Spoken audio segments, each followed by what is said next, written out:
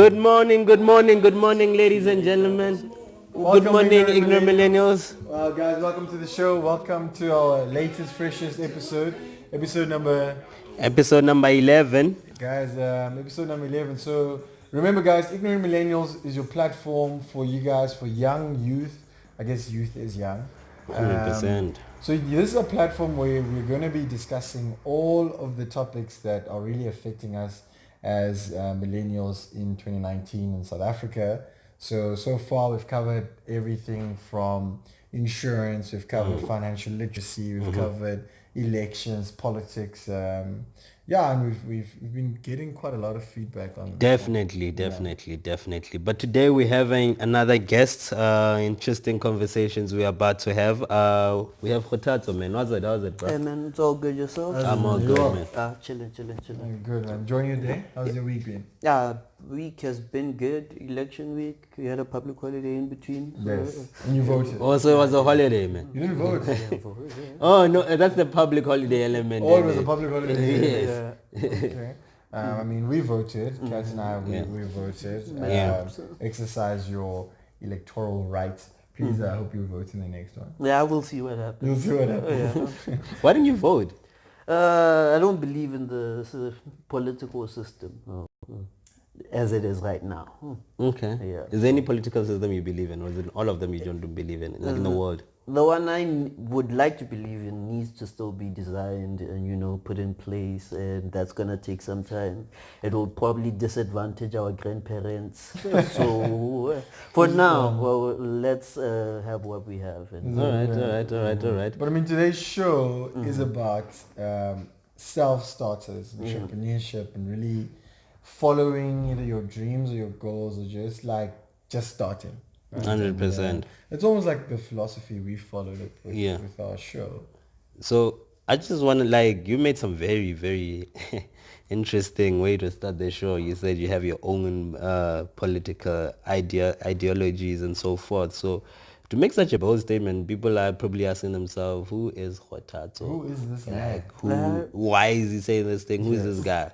Oh yeah, I'm Khotato Ngakwe, and basically come from Mamelodi, born and bred in Pretoria my whole life basically, and I'm a software developer / poet / a guy who listens to a whole lot of audiobooks in his spare time. Okay. Would you say that's what you're passionate about? What, the listening to audiobooks? Yeah, and if not, what are you? At the current moment, yes. So it's, for me, it has allowed me to consume a lot of literature while commuting. So you've listened to our show, obviously. Yeah. Oh, come on. So what do you like and what do you dislike or hate most about this show so far? Okay. You said you listen to a lot of audiobooks and a lot of... Yeah, so I like the breadth of topics that you guys cover, basically. And recently you guys started having guests, and I think that has improved quality of content, or even the one that you were recording before this one. Because one thing I noticed is, obviously, if you're speaking on a lot of topics, there's a lot of stuff that you may not be an expert in. Yeah. Exactly. And then having that guest in just spikes the quality of the content that's being talked about. Okay. So, I think that... welcome. that's good to hear. Yeah. So the other alternative would have been you guys just researching a topic beforehand. Yeah. But then that would mean you guys would be doing more of the talking instead of the guests on the topic. Yeah. So but I think that's good stuff about it. So I'm gonna start you with 5 interesting questions. So people don't think, oh my word, they got Khotato, this guy, he reads audio books, he seems like he's a nerd and so I'm forth. a nerd, guys. I'm a nerd. Being nerd is cool, man. Wear glasses is cool too. Yeah. So Steve Jobs or Bill Gates? When we're talking about what? Like we're talking in terms of preference. If you could choose to be either of them, which one would it be? Okay, from career perspective, Steve Jobs, but from a personal perspective, like life outside work, Bill Gates. Because of his philanthropy. Nah, Steve Jobs was an asshole to even Oh, people. okay. He lived with. So personality drew more to Yeah. Bill Gates. Okay. And Big Bang, Young Sheldon? I haven't watched Young Sheldon yet. Oh, but I heard Elon Musk was in Young Sheldon, so it gets a point just for that. Just for that. Just for that. Okay. So now we're going to go over to your dishes there. A kota or a burger. You can guess. Sure. You Kasi boy. Yeah, Kasi you can boy. guess. So, Kasi. yeah, so Favorite place? quotas are the winner. Favorite place to get a quota? That changes every time because what's happening now is the people who made the best quarters are retiring. Bo Mama Hlangu, Oh my and God. and then they are leaving it to their kids, and the kids are not passionate about this Yes. thing. They don't make it the same way. They don't Yeah, have that thing. yeah. So now I'm still hunting for the next best quarter place. Okay. I think this one is also quite obvious. I know. Pianos. I'm a or- piano. Oh, Guam. Yeah. I'm not even saying Cool. the other one. Yeah. So I'm a piano for the win. No, I'm a piano is the future even. Oh, They okay. said that about home at some point. So. Yeah, but guess what's happening now? Yeah, So you're not afraid, well, the same thing would happen to Amapiano. Well, the thing is, if you look at the history of Amapiano and how it came out of Bacardi, Okay. and how it still has most of the Bacardi elements. If you were listening to King Mugwanchua Pitori, Yes, I know that stuff. Baskela Sirobehe, Yeah. Muruti Watsozi, all the great Bacardi songs were actually the foundation of the Amapiano music. And Amapiano is just a label people are using for that Pitorian sound. So that evolved, and I'm a pianist, what it is. Yeah, and it's probably going to evolve again. To something else. Yeah, when people start writing more lyrics for it, and we're going to stop the Wiwatlaga Kumgokotlo vibe, and then it will be something else, but it will still have the same elements. Do you drink? Nope, You don't drink. I don't drink. Why don't you drink? I never got around to it. Yeah. So basically what happened is in my teens, the hip hop movement was quite big in Mamelodi and I was a DJ. Oh, okay. Hip hop DJ. A hip hop DJ. So I would go to the clubs, DJ and stuff like that, and then still go back home. And obviously, since I got the visa to go out and play, I need to make sure that I got the visa the next time. So coming in home and being drunk would have relinquished my visa rights for the next show. So it ended up me being able to just enjoy the shows and just be at the club 2 a.m. in the morning without being drunk. And so that translated to basically me not drinking now to have a good time. So we brought you on to the show. Well, most people might not know, but you have a streaming service, basically. Yeah, sorta. Yeah, so it's Polelo. So just take us, what is Polelo? No, okay. So Polelo is a platform for spoken content. Okay. So basically, as you guys know what Polelo means, it's speech.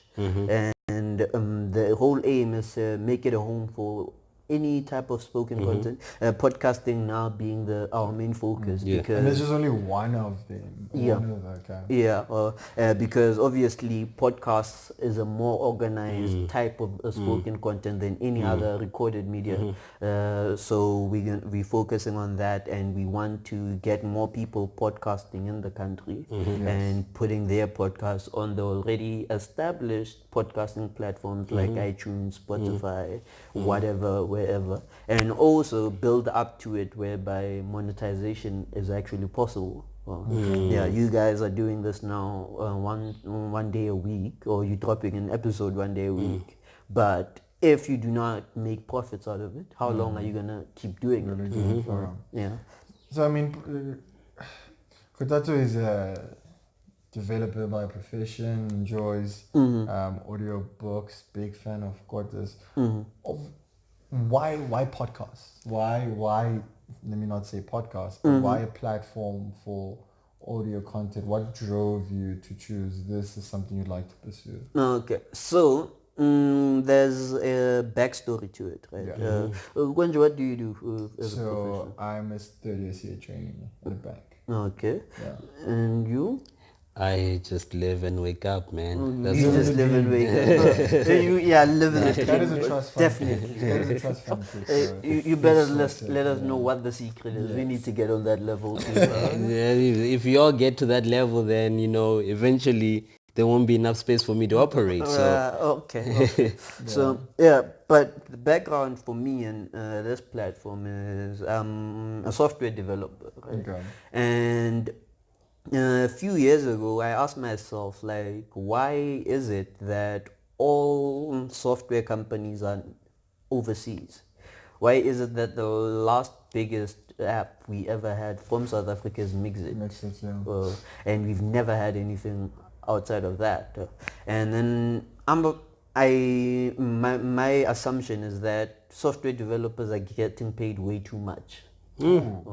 So they We don't. live with one. So, Yeah. So you guys know what what I'm is way talking too about. much? What on average, how much do they earn? Because you're saying way too much. So, That's depending on how well you can negotiate. but what is so for somebody like with like, Let me say there's no ceiling technically. If you get in a company and you are really vital to their business operations, yeah, then you have leeway to negotiate any amount. yeah, no, maybe for context, let's rather consider. So, fresh out of varsity, what is a typical software developer roughly? I'd say Ballpark. I'd say coming out of varsity and you can actually program, you shouldn't be getting anything below 350 per annum. okay, But depends on the company. If you're working for a company that probably pays their upper mid-level guys 350, then obviously you're gonna get 200k.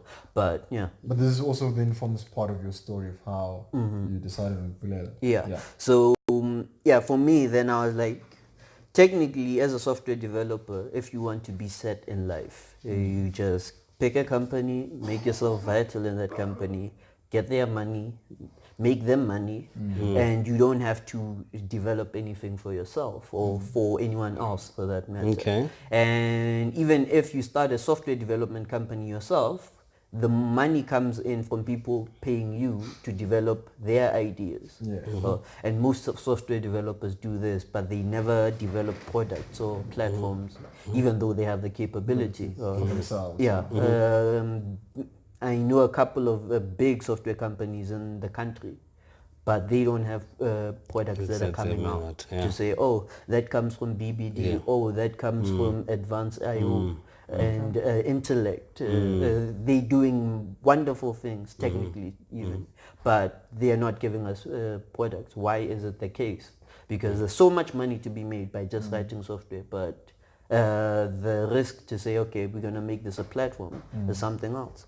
And so that's basically why I'm working on something like Polelo, because I'm like, okay, we have the network, we have the industry, and it's ready. And the expertise. Yeah, we just need to just push stuff out. And Polelo is actually part of many things that I'll be working on in the coming years. So what what are the costs? Like what infrastructure do you need? Who do you need to pay to start like a platform like Bolelo? Okay, so since I'm a developer, I don't need to pay a developer. Okay. But I'm paying, what's this? Or the graphics guy. And also the biggest cost, I'd say, in the tech space, if you really want to start a startup or if you want to start any platform, is marketing. Yes. So if you have the money to have in-house developers, you're probably still going to spend more money on the marketing and everything else.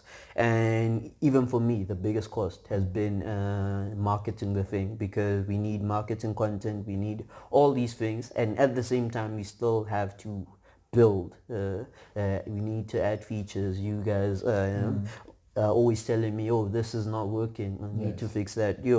Can we have this smaller feature? And technically that's what makes a good platform. All these features that help you guys have easier job when you're pushing out your content, when you're building your audience.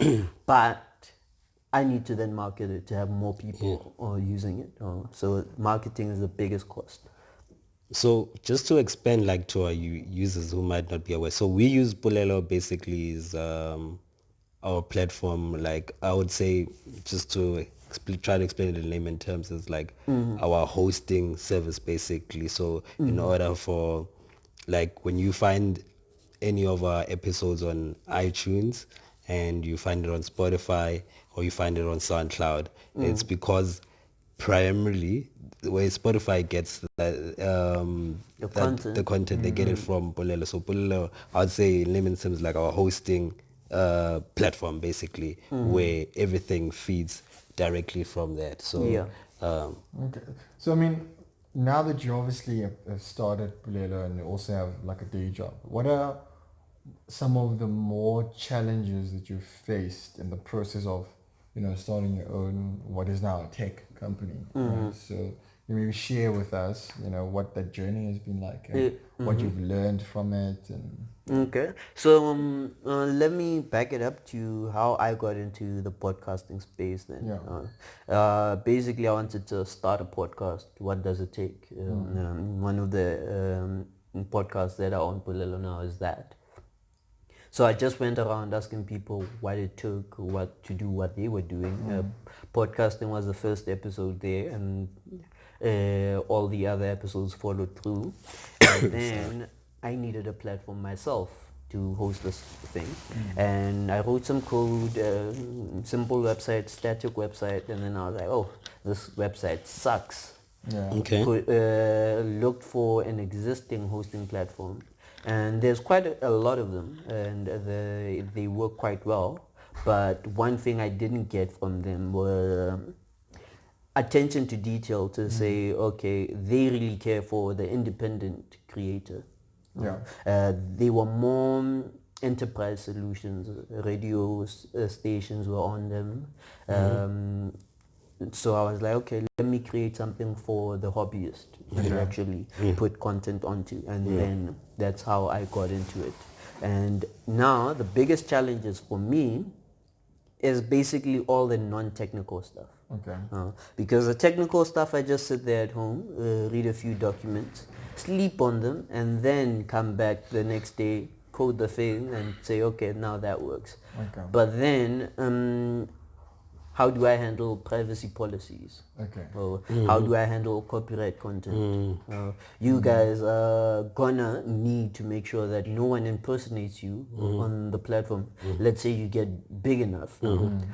I need to then look at that, look at the legal side of the equation, and consult with the correct people for this information. Now that is tougher than just developing a website and setting up all that stuff. So everything you're doing by yourself, there's no partner that you have. Oh, there is a partner. I'm working with this other lady, Mariam, but she's coming in from a non-technical side as well. She has a coffee shop in Mamelodi. If any one of you guys are that side, come check it out. Yeah. What's the name of the coffee shop? Most coffee shop. Oh, okay. Okay. So helping her with the space as well, we want to have a small gallery in the coffee shop. So even now when you go in, there's going to be art on the wall and stuff like that. And order your coffee, order your cakes, just have a good time. Free Wi-Fi in the house. So yeah, and yeah, we just want to build it. But so now is also, what do you guys want to see from the podcasting platform? Yes. Yeah, so it's pretty much that. So I guess you use that to better improve your platform as well. Yep. And then you touched on your partner, and I think Kat raises a very valid point. And when it comes to a lot of guys have like some great ideas, and at some point for it to become a success, you can't keep it in. You have to like look out to partner up with people. So for you, how did you go about in choosing that she was the right person to partner up with? So how was your journey? Were you looking for anything in particular in maybe in your experience, what advice would you have for people when they are looking to partner up with others? So this is my simplest approach to choosing a partner, right? When shit hits the fan, will I still talk to this person? Okay. If whatever we're trying to do fails, would I still want to associate with this person? Like, and everything else I can ignore. I can ignore technical capability and so on and so forth. But for me, this is the most important thing when doing business with anyone, Yes. because we all know businesses fail, Yeah. and technologies get hacked or all these weird things happen. Yes. But am I going to be able to talk to you and say, okay, that field, we lost this much, and you didn't pull through because of 1, 2, 3. I couldn't pull through because of 1, 2, 3, but we can still work on the next thing. For me, that's the biggest thing.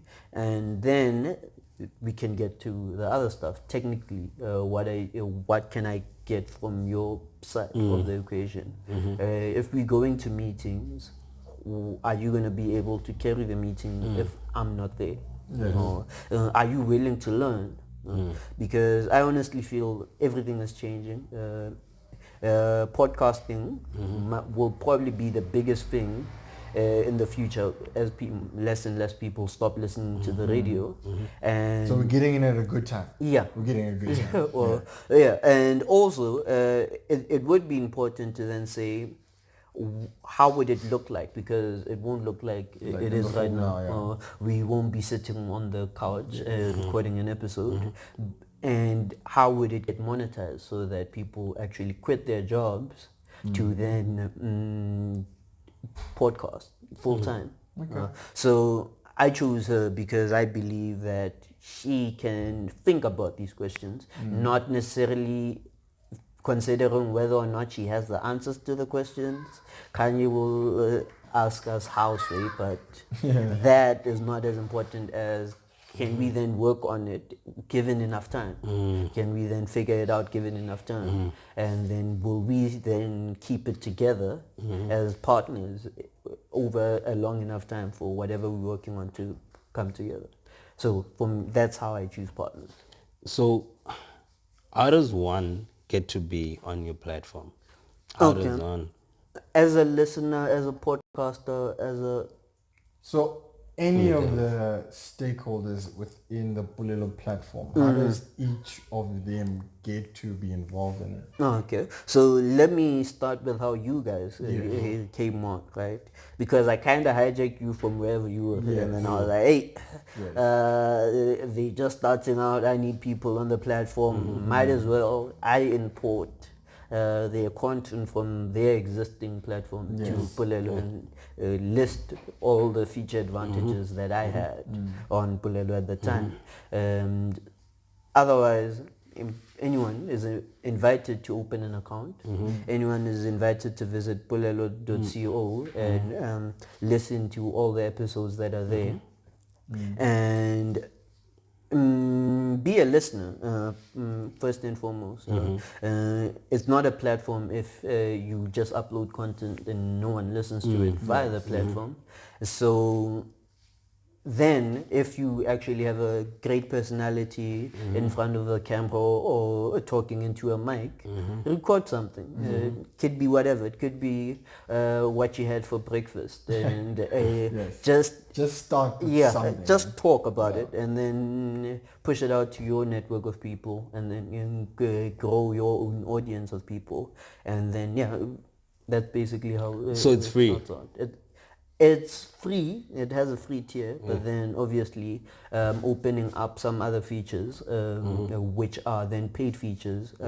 But even the paid features have free tiers. So like the monetization front, if you want to upload paid episodes, so that their listeners have to pay to listen to that specific episode. It has a trailer and all these things. That's a paid thing. But if you want to do it for free, I take like 40%. So then what's going to be the difference? So I mean, like on a platform now, there could be a number of people who have considered also creating their own content, and maybe Pulelo is a great source for them to host that content on. So what would you say is what makes Pulelo different or unique, and is what is the reason why all of these other content creators should consider Pulelo? Because I mean that's going to be the difference, right? No, okay. So my focus with Pulelo will be... And this is obviously something you're building out. Yeah. Yes. But, and I'm going to talk about how it is now and where it's going. Yes. So my focus currently is community building features. So people need to be able to comment on your episode, and you need to respond back to these comments.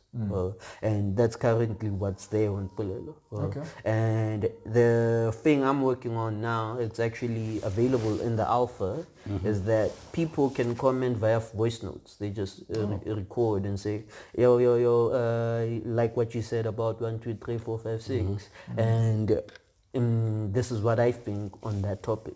Because we all know no As one opposed likes to like having to call in or like all or that stuff, type yes. or anything like that. And yeah, so even the calling in stuff, but that's way down the line, when you guys are actually recording live, and Yes, yes. as you record, Yes. that's the episode that get put out there. But that's way down the line. And do you want to then have people call in via the platform and be a part of the recording as well? But yeah, as I'm saying, that's something else. But anything for community building. Okay. And I think and at least, so you're an example of someone who has had the idea, has the capabilities and expertise, and did something about it, right? And that's what Bulelo is today. So what would you say is the biggest reason or issue why young people aren't following through with a lot of, because I mean, we'll chill and like people will chat to us Yes. about like ideas that they have, but I mean, what do you think it's going to take, or is the issue why people aren't getting to actually doing it? Okay. I have a couple of ideas around the topic. Right. Firstly is our relationship with money as the black youth. How we understand money as a black youth. What is money? So if you look at the history of money and what it is now, when was the last time black nation decided on which currency they want to use? Okay. In South Africa, was the last time we fully decided, yo, this is the currency we're going to use, when we had livestock. Like we went from livestock to hard cash. Like what should have been the transition between livestock and cash, so that we actually understand why money or how money works. Okay. So for me, that's one aspect, and the other aspect is, why do people even want to be in business? I know a lot of people just want to do business to be rich and have a higher social status, but you don't need to do business to be rich or have a high social status. So then I feel it's we all have ideas, but the reason why we want to execute those ideas is not a valid one. So we are not pushed to actually execute the idea. So, but what do you guys say? I'm quite sure you want to start a few businesses. You might have started a few businesses. What has stopped you? I think like, and to your point, and it's something that we're going to open up to our platform going forward, but it's the will, and I think the will speaks to the number of obstacles that are going to happen. You know, how badly do you want it, and it often is reflected by people not following through. But you know, thank you for coming on the show, because I think you're exactly what But definitely. we'd want the platform to see, right? Definitely. It was very informative. I mean, I know we use you. We'll use your services in terms of polelo.co. Check it out, people, polelo.co. But it was quite informative what I learned from you as well today. And I think the most important thing is use whatever skill set that you have and try to monetize it. You don't always have to learn a new skill set. And yeah, that's very important there. Yeah, that's actually very wise, Kat. Yes, guys, thank you, Millennials. We hope you enjoyed the show. Please follow us and like and subscribe on all of our platforms. And if you have any other questions or comments, please DM us, email us, comment. If you have any more questions for Kotatso, please feel free to ask us. We'll post a link to Pulelo. Check it out. There might be some content that you enjoy there. And to his point, just just start. Whatever you want to do. Like life is short, and just, Life is not short, guys. it's not short. Yeah. Life It's is long. life is too Then long. on that point, life is too long for you to not spend it doing what you enjoy. So either way, just do it. Thank you guys. 100%. Yeah. All right. Millennials. I am. Cheers. Peace.